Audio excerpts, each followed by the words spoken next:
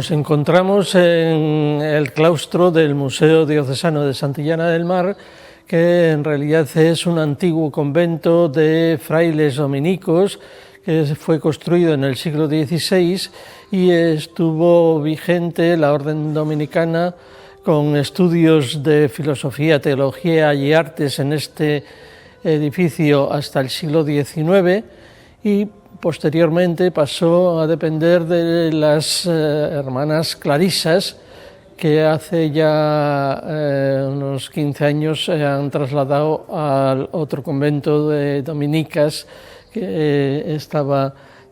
junto a este, y esto ha quedado como museo diocesano de la diócesis de Santander. Durante muchos años convivieron el convento de clarisas con el museo, pero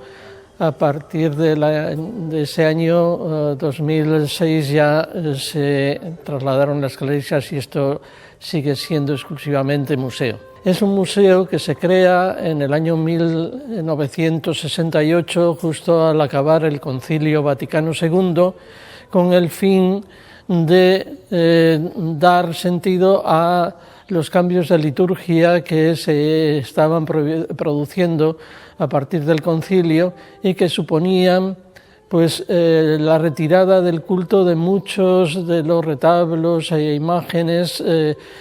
fundamentalmente secundarios, los retablos laterales, que quedaban sin uso porque se daba preeminencia al altar mayor y también a los retablos situados en el presbiterio. Esto hace que gran parte de esos elementos litúrgicos queden prácticamente sin uso o se usen en muy contadas ocasiones, y por eso era necesario recogerlos y exponerlos de una forma digna, pensando que la belleza de estos elementos artísticos era también un camino necesario para conocer a Dios, ¿no? Y eso es lo que pretendemos con esta exposición, que, como digo, pues es la primera que se hace en España con estas normas del Concilio Vaticano II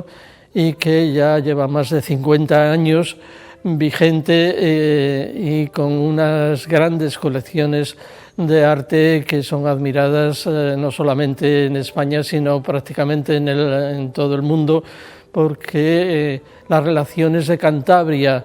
con Europa o con América, pues como saben, fueron fundamentales a lo largo de la Edad Moderna. Hay tres elementos fundamentales para explicar esta riqueza, que son los momentos históricos en los que Cantabria tiene un protagonismo especial, ¿no? Sobre todo a partir de la invasión musulmana se produce en Cantabria una repoblación que hace que los primeros cristianos construyan en pequeños edificios, pero también hacen culto en cuevas, a veces naturales, otras veces artificiales, de las cuales se conservan importantes restos en la zona del sur, de Valdarredible, o también de el Valle de Ruesga, Redondo, San Juan de su Cueva, por ejemplo, que se datan en los siglos VI, VII y justo antes de la llegada de los musulmanes. Pero después también aquí hay un importante refugio de cristianos que vivían en territorio musulmán y que son los artífices de otro momento importante, que es el arte mozárabe, que tenemos en Cantabria, muy espléndido, como es el tema de Santa María de Leveña, San Román de Moroso, al cual se alude a través de estas maquetas que representan, como digo, estos monumentos antiguos de hace más de 1000 y 1200 años. El desarrollo de la exposición hace alusión a otros momentos históricos de Cantabria, como es el origen del arte románico, el nacimiento de las villas de la costa, Laredo, Castro,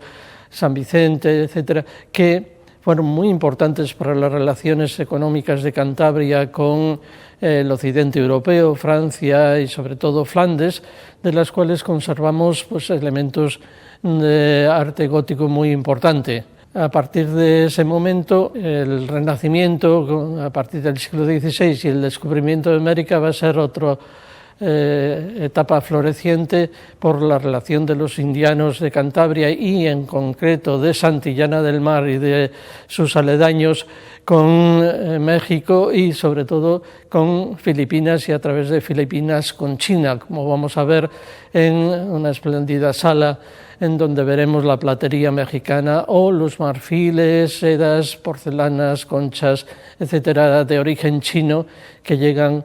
a Cantabria y sobre todo a Santillana gracias a estos linajes de Santillana que hemos visto también en la Colegiata. Entonces vamos a iniciar, por tanto, este recorrido que yo creo que es fundamental porque explica realmente lo que ha sido la historia de Cantabria y también no solamente la historia sino también el desarrollo de la Iglesia Católica en nuestra región.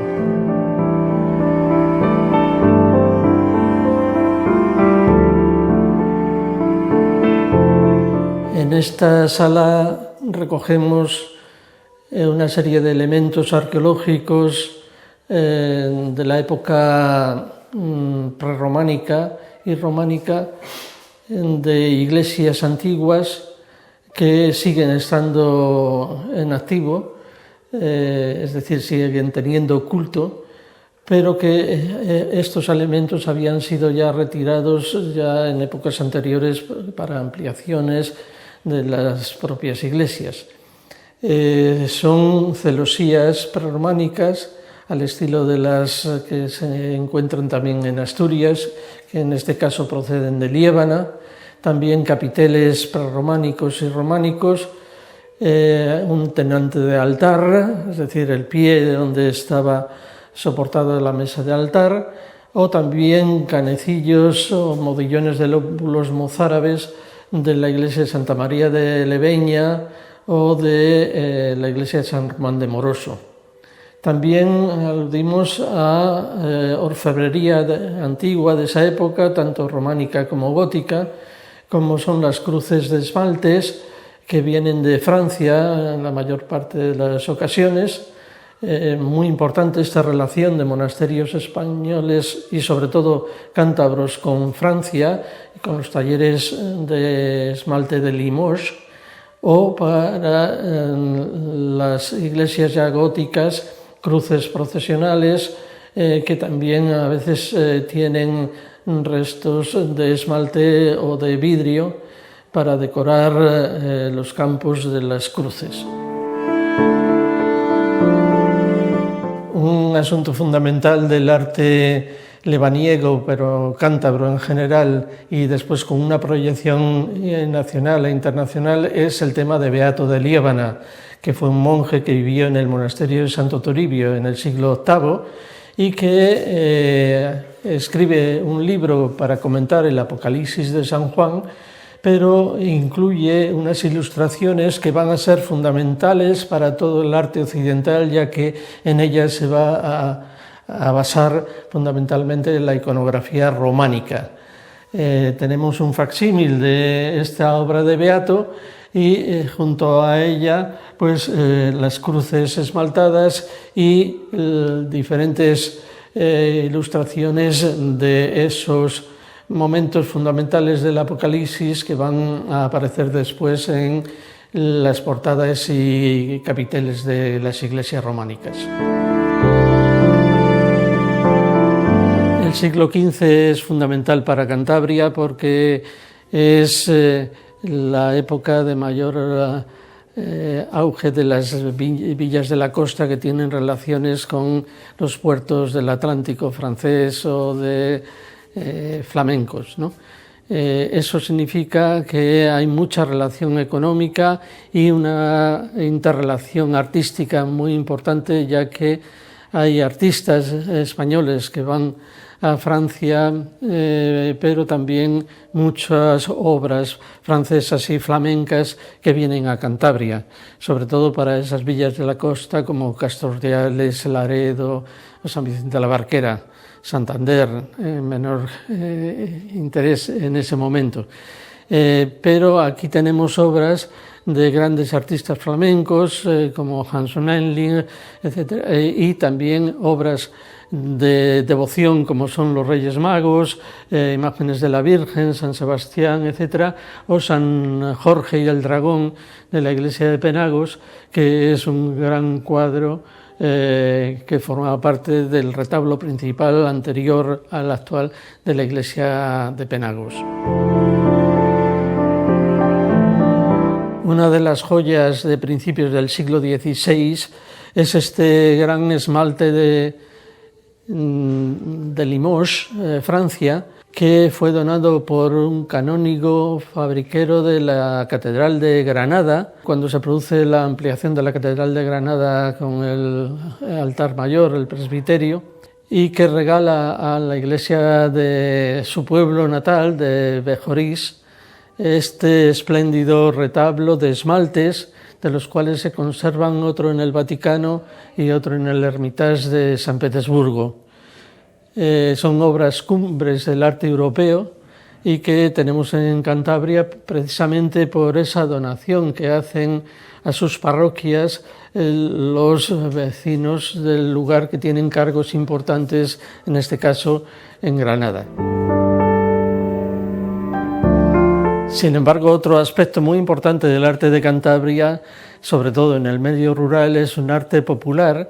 en el que se representan imágenes que llamamos los santos de las necesidades para evitar las pestes y las malas enfermedades, tanto de personas como de los ganados, y que son la base de esas ermitas que prácticamente se extienden por toda Cantabria y por todos los pueblos, dedicadas a San Sebastián, a San Roque o a San Miguel, que son los patronos precisamente de estas necesidades.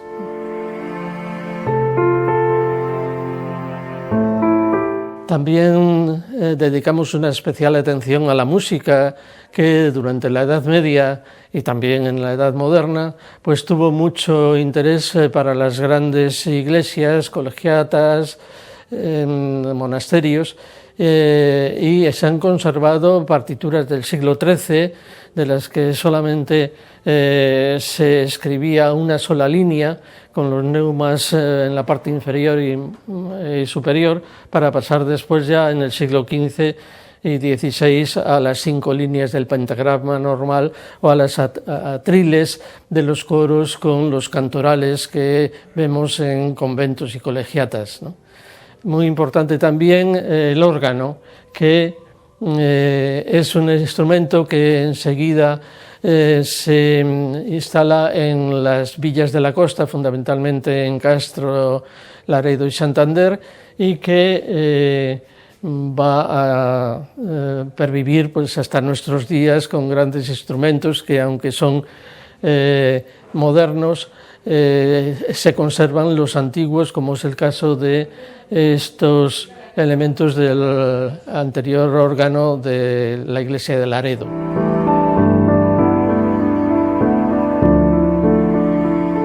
En este pasillo que se denominaba Corredor de las Penitencias, daba precisamente a las celdas de los dominicos. Hemos expuesto información y fotografías sobre monumentos fundamentales tanto de Castilla, de España en general y también de Portugal o de América, que fueron hechos por maestros de obra, maestros canteros, de los artesanos muy importantes que hubo desde el siglo XII aquí en Cantabria y que se marchaban pues, por temporadas o ya definitivamente a ir trabajando por las principales ciudades españolas construyendo conventos, catedrales, etc. Es el caso de las catedrales de Palencia, Salamanca, pero también conventos o monasterios como el Escorial de Juan de Herrera y también otras construcciones catedralicias en América, fundamentalmente pues en Santo Domingo, la primera catedral americana, o en México. En esta sala dedicada al arte barroco explicamos cómo en el Concilio de Trento en 1564 se expresa la doble finalidad de las imágenes, primero como imágenes dogmáticas que deben ocupar el retablo mayor, el presbiterio, y las imágenes devocionales que son las que deben situarse en los retablos laterales. Se nota perfectamente también el carácter y la calidad artística de unas y de otras, sobre todo en las populares, que tienen ese sentido de afecto, de devoción popular, para contemplarlas de una forma distinta a las grandes obras artísticas que generan esa belleza que nos une más a Dios.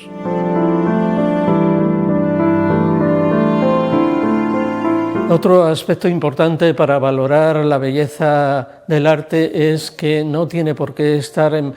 perfectas condiciones de conservación, sino, como es este caso, es una imagen excelente en cuanto a talla de San Sebastián, que perteneció a la Catedral de Santander y que en el incendio de 1941 pues sufrió estos desperfectos que hemos querido mantener en su esencia para demostrar la calidad y el valor artístico de la talla, porque no desmerece para nada la dignidad, igual que las ruinas, la dignidad de estas obras.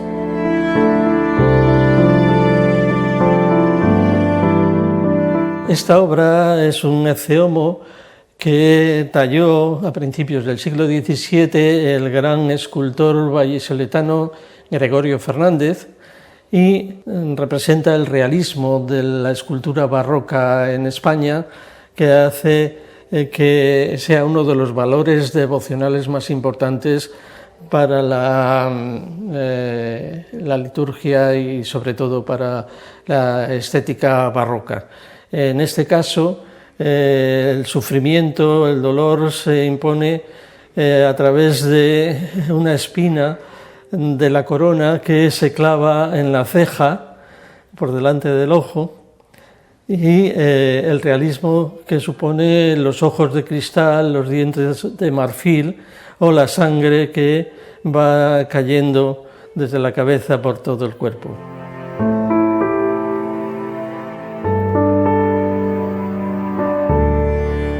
En esta sala hemos querido concentrar las mejores piezas, aunque tenemos muchas otras en los almacenes, que llegan de América, fundamentalmente Perú, México, Honduras, Panamá, y también de Filipinas, Manila fundamentalmente, por esa relación tan fuerte que hay de Cantabria y en concreto de Santillana y su entorno con Oriente. También evidentemente en Manila se adquirían todos estos elementos que son fundamentales para entender la cultura china que hay en Santander y en Cantabria, porque es en Manila donde se adquirían, aunque todos eran hechos prácticamente en China, en Cantón, en Beijing, etc. Y también algunos de ellos en Manila, porque en Manila estaban los sangleyes, que eran los artesanos chinos que se dedicaban a hacer la porcelana, la seda, las conchas, todos los objetos de lujo que podían comprar estos comerciantes cántabros en Manila y traerlo y donarlo para las parroquias o para las casas de sus familiares aquí en el entorno de Santillana. Es el caso de estos Cristos de marfil chinos, que son los más grandes posiblemente que hay en el mundo. También la platería mexicana, que tenemos las mejores colecciones de plata. Todas ellas sabemos la procedencia, el año y normalmente también los indianos que las enviaron para Cantabria, y también otros objetos como las conchas, una concha bautismal que también es la más grande que existe en España, o las sedas, como hemos visto las de la colegiata en el programa anterior, o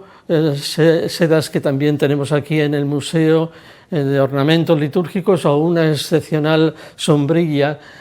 para llevar el Santísimo, el viático, a los enfermos, y que sin embargo pues tiene una iconografía que es taoísta china.